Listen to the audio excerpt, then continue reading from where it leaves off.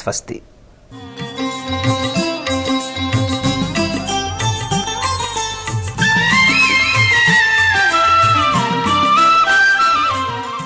నమస్కారం.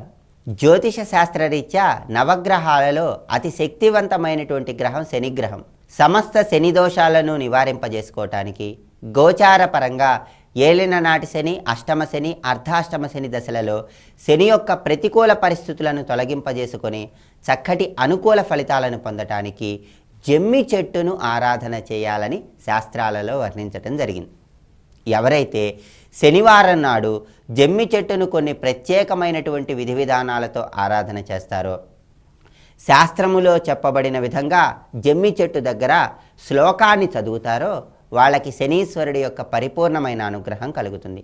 శనివారం నాడు జమ్మి చెట్టు దగ్గరకు వెళ్ళి జమ్మి చెట్టుకు పసుపు కుంకుమ అలంకరించి జమ్మి చెట్టు మొదట్లో ఒక ఇనుప ప్రమిదను ఉంచి ఆ ఇనుప ప్రమిదలో ఆవ నూనెను పోసి 8 ఒత్తులు వేసి దీపాన్ని వెలిగించాలి.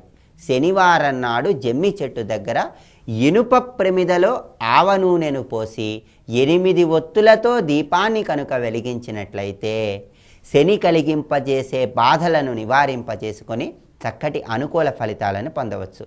అలాగే శనివారం నాడు జమ్మి చెట్టును పూజించి నవగ్రహ ఆలయానికి వెళ్ళి నవగ్రహ ఆలయంలో శని విగ్రహం మీద జమ్మి ఆకులు తీసుకొని ఆ జమ్మి ఆకుల మీద కొద్దిగా ఉప్పును రాసి స్వామికి సమర్పించటం ద్వారా కూడా శని యొక్క ప్రతికూల పరిస్థితులను సులభంగా తొలగింపజేసుకోవచ్చు.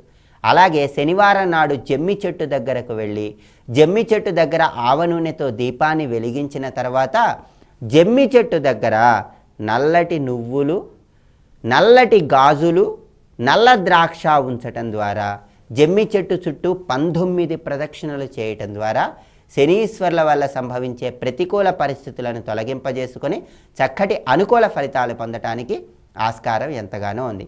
మంత్రశాస్త్రపరంగా జమ్మి చెట్టును పూజించిన తర్వాత ఏ శ్లోకాన్ని జపించుకోవాలో ఇప్పుడు మనం పరిశీలిద్దాం. అమంగళానాం శమనీం శమనీం దుష్కృతస్య చ దుస్వప్ననాశిని ధన్యాం ప్రపద్యేహం శమీం శుభాం.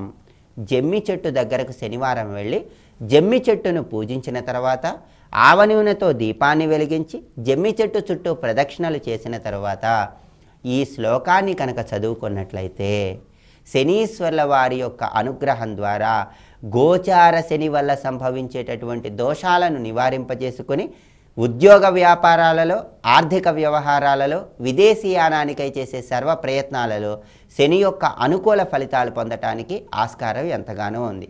ఆ విధంగా జమ్మి చెట్టు పూజను నిర్వహించిన తర్వాత చిన్నపిల్లలకు నువ్వులతో తయారు చేయబడినటువంటి ఉండలను పంచిపెట్టడం ద్వారా కూడా శని యొక్క అనుకూలతను పొందవచ్చు. అలాగే జమ్మి చెట్టును పూజించిన తర్వాత నలుపు రంగులో ఉన్నటువంటి గోవు దగ్గరకు వెళ్ళి ఆ నల్లటి గోవుకు పసుపు కుంకుమలు అలంకరించి నల్లటి గోవు చుట్టూ 11 ప్రదక్షిణలు చేసి నల్లటి గోవు యొక్క పాదాలకు గోపూజను చేసినట్లయితే శనీశ్వర్ల వారి యొక్క పరిపూర్ణమైన అనుగ్రహాన్ని చాలా సులభంగా పొందవచ్చు.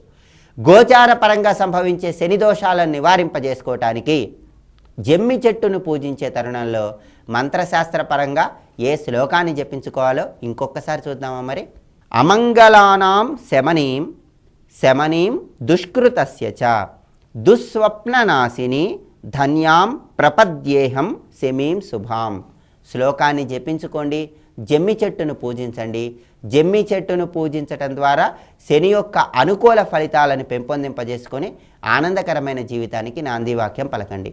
ఇప్పుడు శుభదినం అనే అంశంలో ఈనాటి విశేషం ఏమిటో, ఈనాడు ముఖ్యంగా ఆచరించవలసిన విధి విధానాలు ఏమిటో పరిశీలిద్దాం. సర్వే జనాః సుఖినో భవంతు.